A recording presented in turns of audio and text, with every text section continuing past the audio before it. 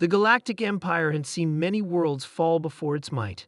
They had crushed countless civilizations, destroyed entire fleets, and extinguished star systems without breaking a sweat. The Imperial fleet, a vast and terrifying force, was an instrument of domination, invincible in their eyes. But Earth was different. It had taken them years to even locate the small, seemingly insignificant planet on the edge of the galaxy. Yet, when the intelligence finally came in, it was clear. Earth was ripe for conquest. The Empire had watched it from the shadows, primitive, divided, and unaware of the vast powers beyond their skies. It would be an easy victory. The orders were simple: send the Imperial fleet to Earth, crush its defenses, and bring the planet under the Empire's rule. The fleet was massive, hundreds of warships and thousands of troops, bristling with the latest weaponry and the deadliest technology in the galaxy. They were ready to wipe the humans from existence. They arrived with the force of a supernova. The Imperial fleet descended on Earth in a storm of fire and steel, overwhelming Earth's primitive satellites and defense systems with ease. For the Empire, it was nothing more than a routine operation. Their weapons cut through the planet's atmosphere like a hot knife through butter. Earth had no chance. But what the Empire did not account for was the will of humanity. As the Imperial fleet laid waste to Earth's cities, a shadow stirred. The Empire had underestimated one thing: the human spirit.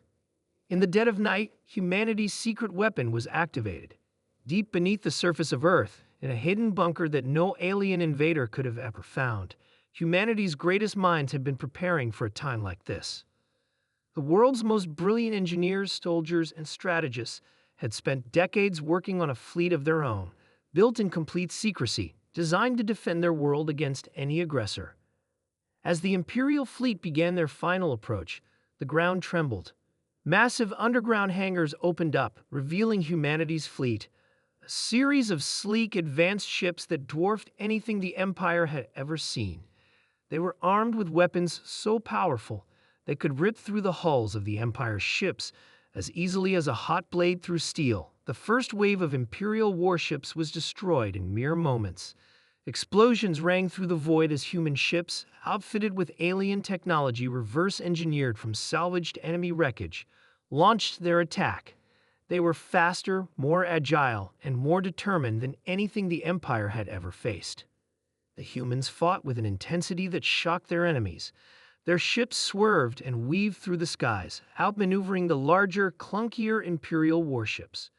The Empire's weapons, though powerful, were ineffective against the advanced human shields.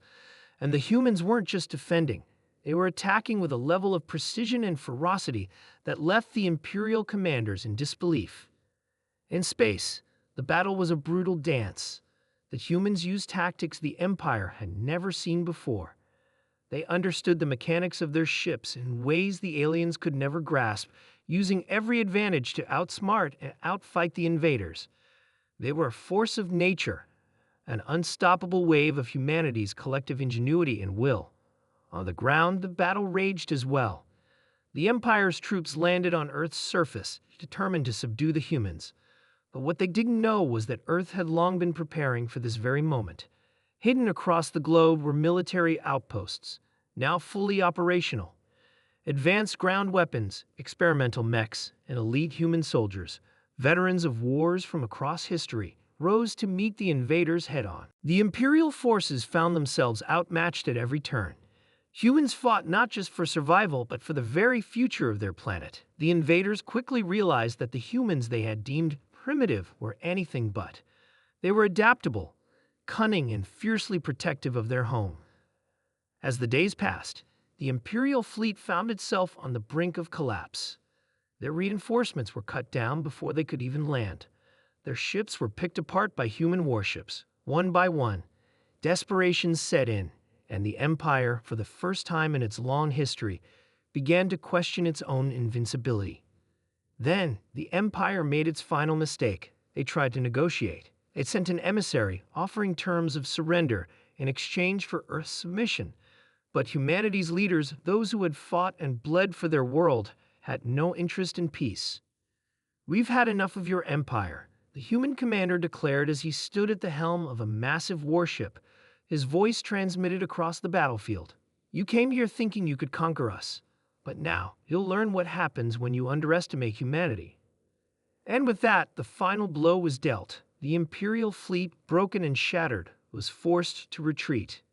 The surviving invaders fled, leaving behind only wreckage and memories of their defeat. Earth had been saved, not by some cosmic miracle, but by the strength, ingenuity, and resolve of the humans who refused to surrender. The Galactic Empire, once thought to be an unstoppable force, learned a harsh truth that day: humanity was not to be trifled with. Earth had proven that, no matter how vast the Empire's reach, the will of a united human race could never be broken. And from that day forward, the galaxy would remember the name of Earth. No longer just a small, insignificant planet, it had become a symbol of resistance, a reminder that even the mightiest of empires could fall to the spirit of humanity.